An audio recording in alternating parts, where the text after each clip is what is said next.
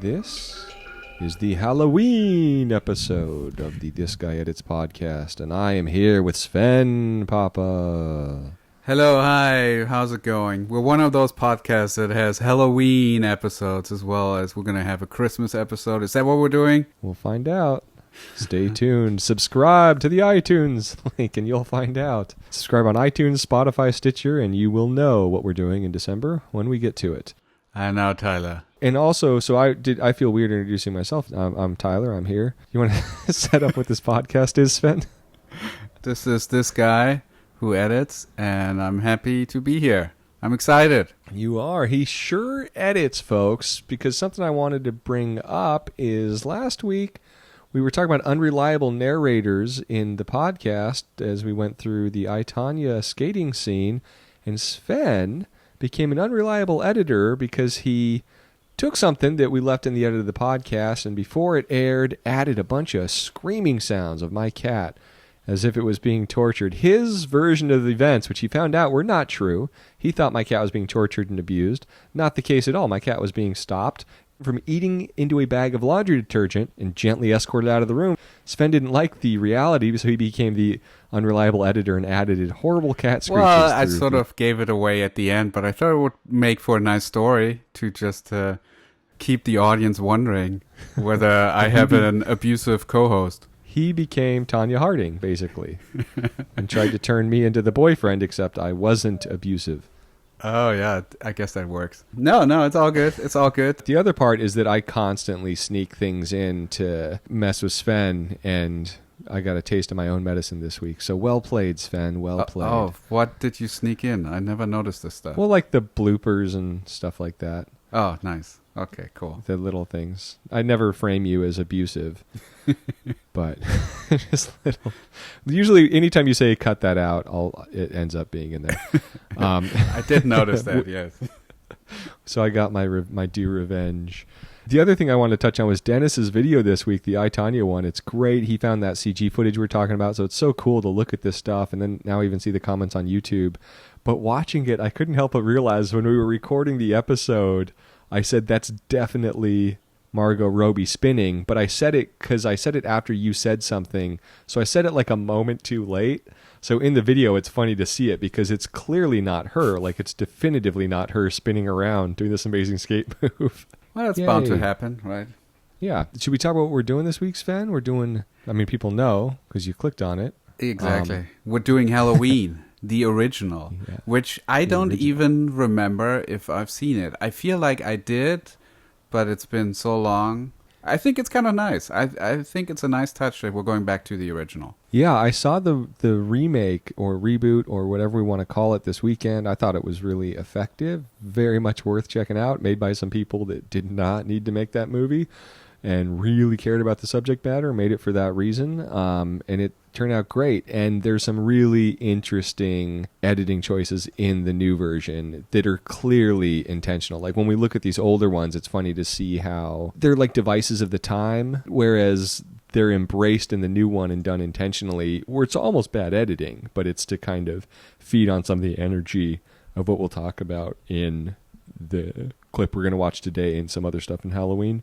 Very cool. Should we set up the movie a little bit? 1978 is when this movie was made. John Carpenter directed. He did a bunch of shorts in the 60s. He did a movie called Dark Star. Yeah, he did Dark Star. Yes, of course. Assault on Precinct 13, which I've seen. And then he did Halloween. Yeah. And then he also, for those that don't know, did Elvis movie with Kurt Russell. Some still say it's Kurt Russell's greatest performance. Forming that partnership, he then did The Fog.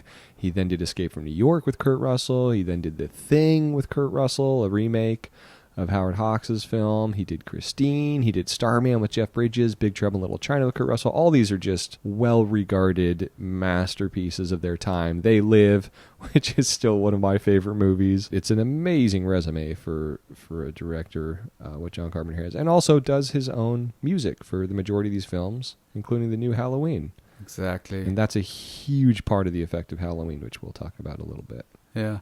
Also, a little side note. I actually, when I went to AFI, I had Deborah Hill, which is his producing partner, as my teacher. And co-writer on this. Co-writer as well, yeah.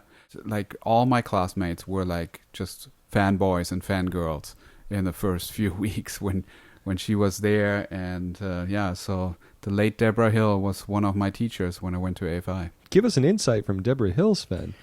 Oh, she loves to talk. She always was just spinning yarn in the class. It was basically story time every time, and people were like, tell us more. She definitely was a force, I can tell you that much.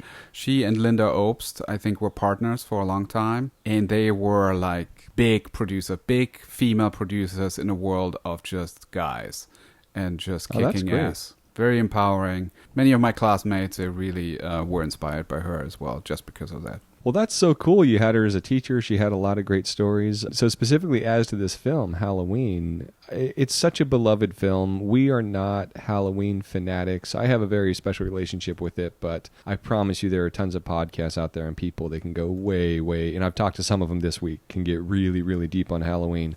So we don't want to even pretend we're those people. But for me, I tried to think of a scene that always jumped out to me in a horror film, and there's a few of them.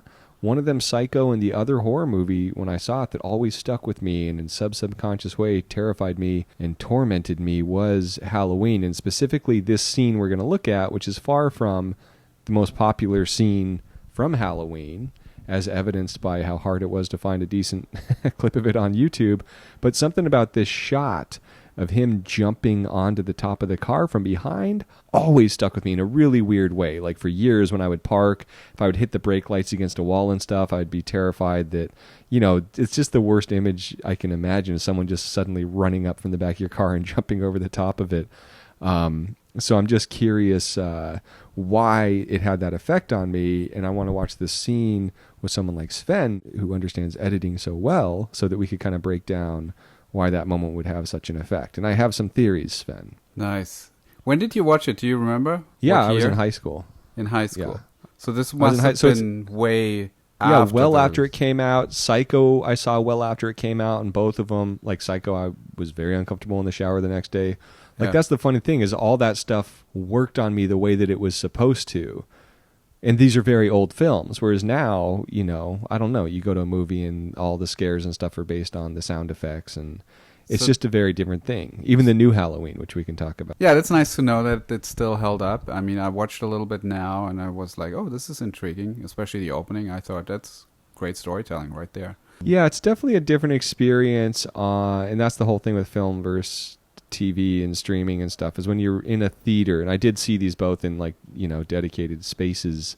There's something about the stuff these filmmakers understand are playing with in terms of music and just really immersing you into something and then switching your expectations, which is why horror and comedy are so similar. Yeah. And I would think if you see it in a theater and you see it really on a nice 35mm print, it's just the experience is gonna be still very effective. Yeah, and a lot of what we're going to talk about. I mean, I guess we could just start the clip and get into that. Yeah, let's do it. So what we do is, if you're a new listener, is we actually have a YouTube clip for you that we're going to link up in the description of this podcast. So if you're listening on iTunes, Stitcher, wherever, there should be a link there, and you can watch along, or we're going to describe it for you as well, and then we're going to take it apart and make fun of it. Yeah. Nope. No, we're going to appreciate it. We'll see how. I'm very curious to get your take on this, Sven. Awesome. 3, 2... October 30th. Go. Okay, cool. So it's October 30th, 1978 on our end. And the thing about this movie, I think a big part of the reason it's so effective is we're seeing just a lot of darkness through this whole scene. And we just saw the entire thing through POV. We know very little about this character. We're going to end up being given even less. We have the car driving through the frame. And the thing about seeing this, where you're supposed to see it in a movie theater, is John Carpenter understands you're at his mercy watching this movie. So there I am, a little wide-eyed high school kid watching this thing. We have the doctor, it turns out, and the nurse. And you're just in this dark room with this music just pummeling you. This very, very... very specific music that's working on a level that, I don't know, it's not really something you'd listen to for easy listening, but it makes you uncomfortable.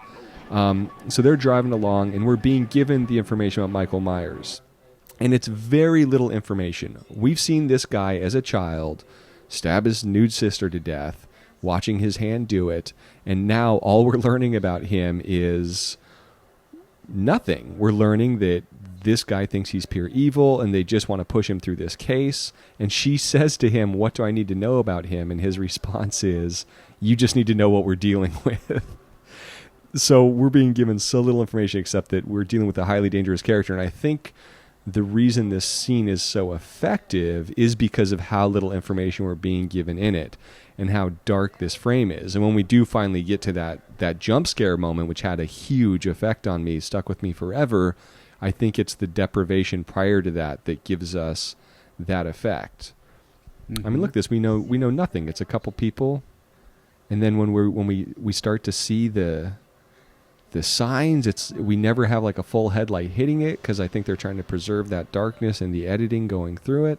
If you notice anything, Sven, jump in by all means. I did. I mean, a while ago I saw the cutaway to the cigarettes. I'm wondering what that is about. The packs. Yeah, and then when we see these guys wandering out here, it's like, what could possibly be going on? Yeah, like, what is going on? There's no explanation why they're wandering around, right? Yeah, and it's all being told through the doctor's reaction.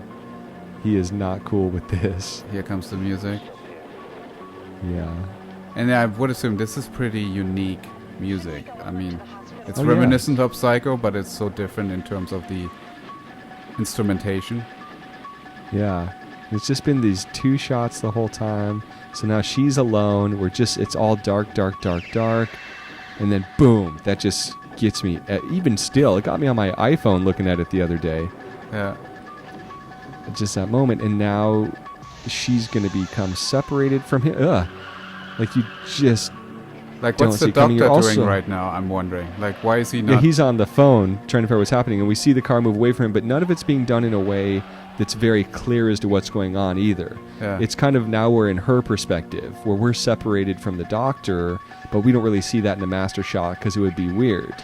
And then we're getting to learn Michael Myers as a character, just his strategies and stuff like that.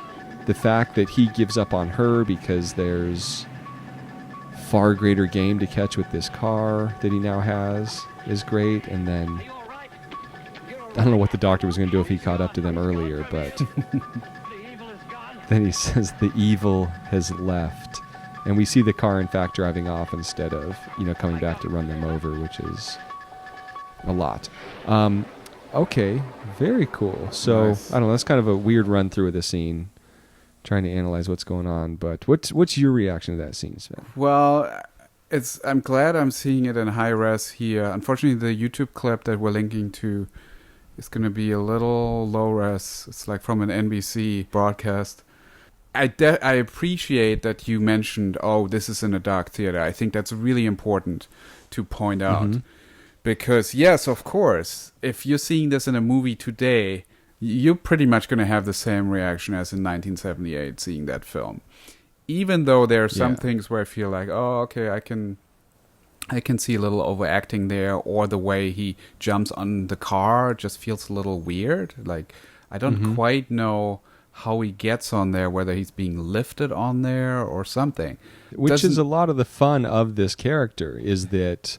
One, I mean, just even in the music itself, everything's like a little pushed, because it was kind of a horror B movie that became incredibly successful. Exactly, but there is something like supernatural. Yeah, and you're getting to paint this picture of who this character is, because it is supernatural, the way that he can move and do things. And I think it feels like a B movie, but it works on a universal level, on a much bigger level, which is probably why it became such a huge hit. I mean, it made a ton of money way back then. I think in today's dollars, it was like 250, 300 million or something. Mm-hmm. So it was a huge hit that just started this genre to just become what it was then in the 70s or early 80s.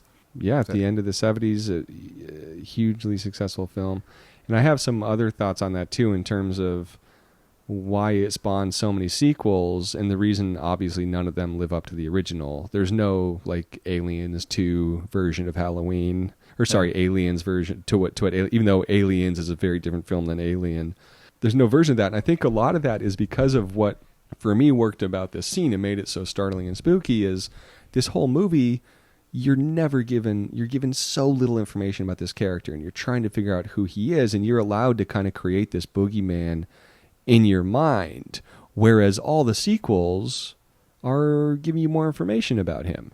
Yep. Right? It's like, well, let's figure out what happened. What's this? Even the new one, which is, a great movie, it's not the original, and they even get stuck with having to give you more, yet kind of playing with the common mythology of the character. So it's really interesting how just embracing that idea of give the audience nothing, literally nothing, and it becomes a very impactful experience because of that.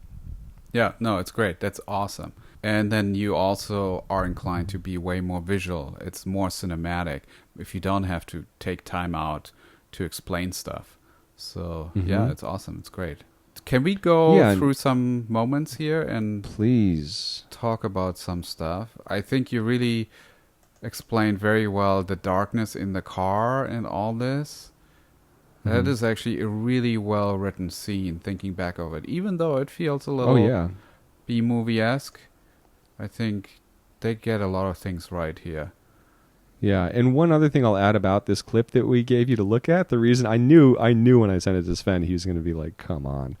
But part of the reason I was cool with this one as opposed to the HD black and white one that's on YouTube or whatever, is I think the movie gets an added quality, one being shot on film, but two, when it is kind of run down and a little crappier. For some reason, all the best horror movies have dirty sound, music that's over the top, and visuals that aren't perfect. It's a very weird thing. And then when you get into that really clean stuff, more recently, it's less effective.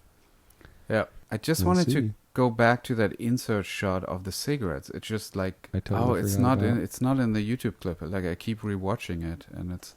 Oh no, it's not there. I'm looking for it too. Did they cut this down? Oh.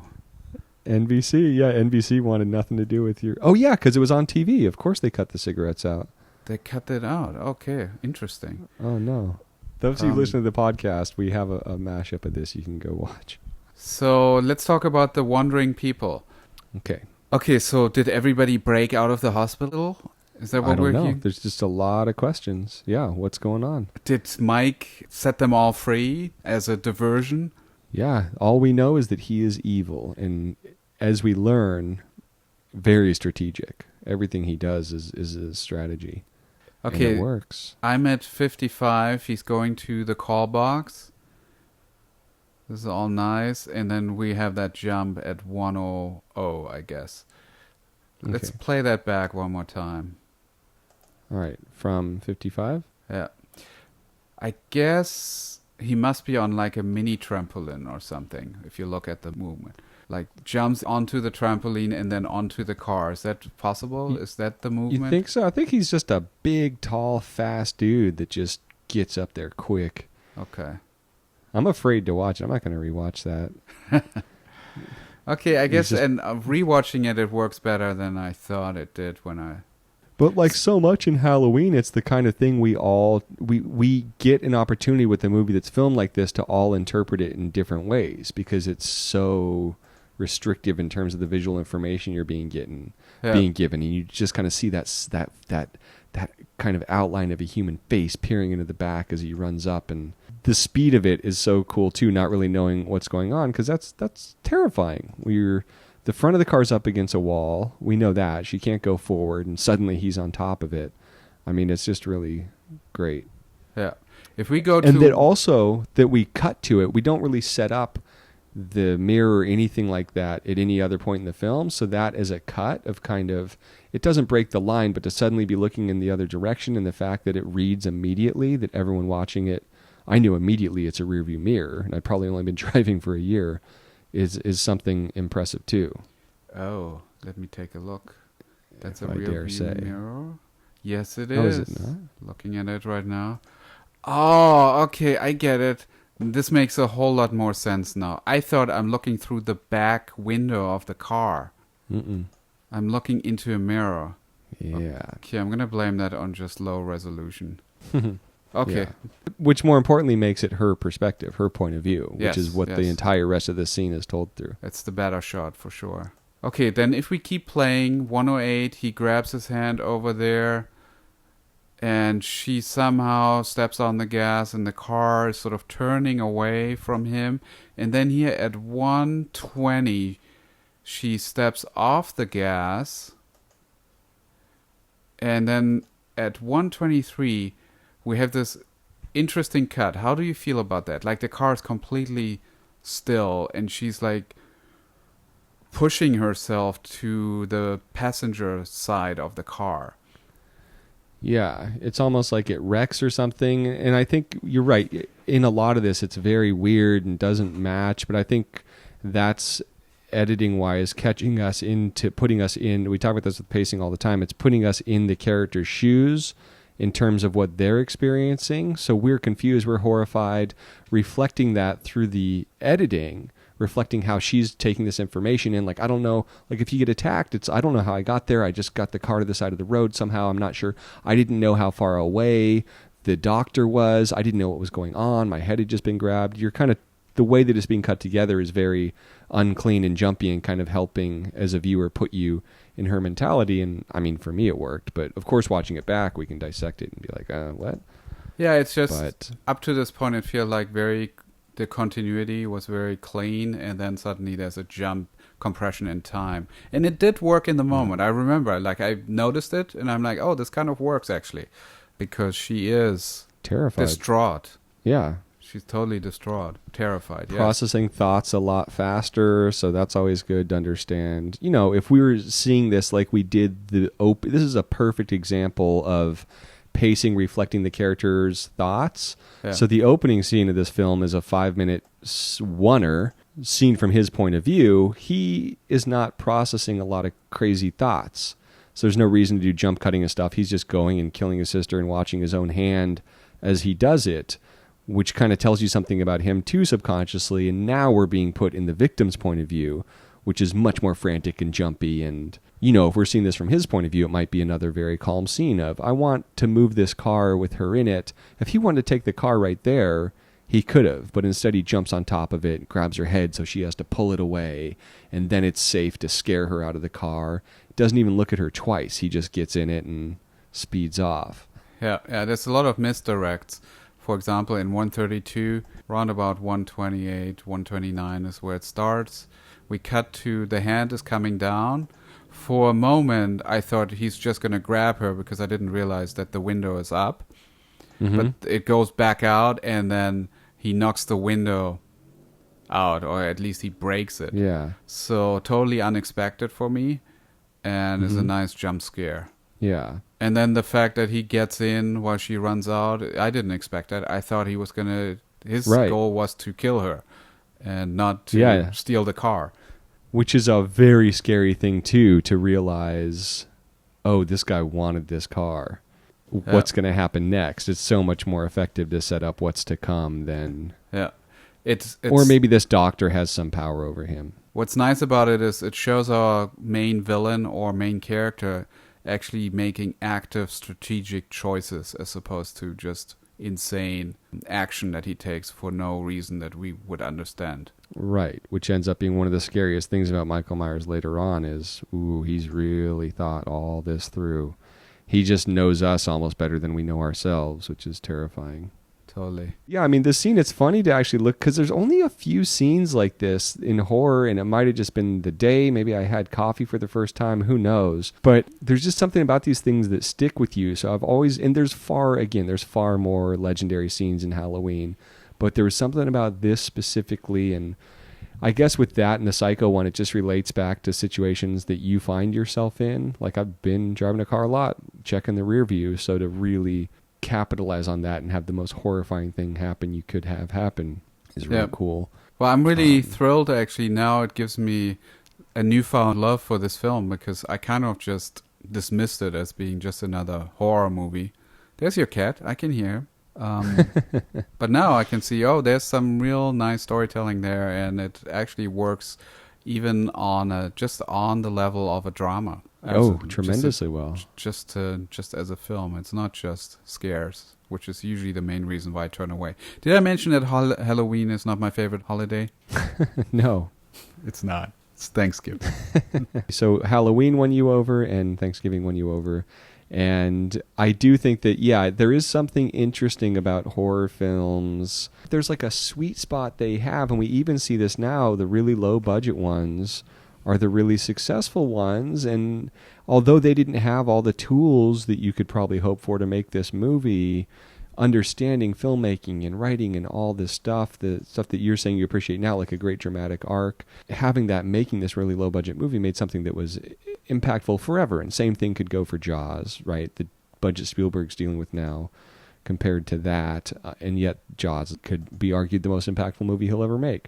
I doubt this is the movie that John Carpenter set out his whole life to make. It's just an opportunity came up to do a slasher, and just really knocked it out of the park and went from B movies to A movies overnight. Yeah, and I feel like this scene really kind of epitomizes it, 'cause it's the first one with like adult Myers, and you get to see these things that are set up throughout in all the infamous scenes that display these same things, the same restraint and so forth.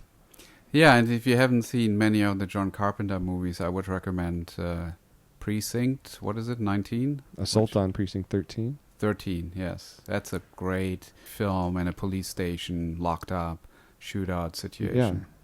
It's a Rio Bravo situation, and I mean, all his films are great. The Thing is great. They Live is great. They Live's amazing. And they all get remade also. Good stuff. I love Dennis's video. I really liked what Dennis did on this one. First of all, I forgot to do a screen recording, and he just went ahead and did it on his own. And then he went ahead and found some more behind-the-scenes footage with CGI. I thought that was amazing to see. When I'm talking about, this is not just Photoshop, they actually did some green screen 3D capturing there. He found some shots of that. So that's really amazing to see. And looking back at it again and reading the comments, I realize, yes, maybe the CGI is not as good as it could have been, but it doesn't really matter because the story itself has so much heart in the way that it's told. It's so quirky and so fun to watch, even though it's a very serious topic. I thought it completely held up and it didn't bug me one bit. Just go start making stuff. What are you waiting on? It's never going to be perfect, but it can have an impact in this moment. This was just a short scene analysis. If you like this, you should really dig into the podcast. Just download it or subscribe to it on iTunes, Stitcher. Go on a run, use it in your commute in the morning, and listen to us really nerd out on a scene. And thank you to Kurta for the music, and as Sven always says, happy editing. Nailed it. There's no sane zone, so put your head between the speakers. There's no sane zone, so put your head between the speakers. And then just keep on watching because you can appreciate that show that they were promoting afterwards. Dennis isn't going to have this. She kills with her eyes. Oh, no. Looker. Whatever happened to Looker? I want to know. I mean, Albert Finney, James Coburn, that's a stellar cast. Why are we not talking about Looker? We are next week. It's a Michael Crichton film. Oh, my God. Oh, we're watching this week. Yeah. We're going to talk about it next week. That's going to be our blooper at the end.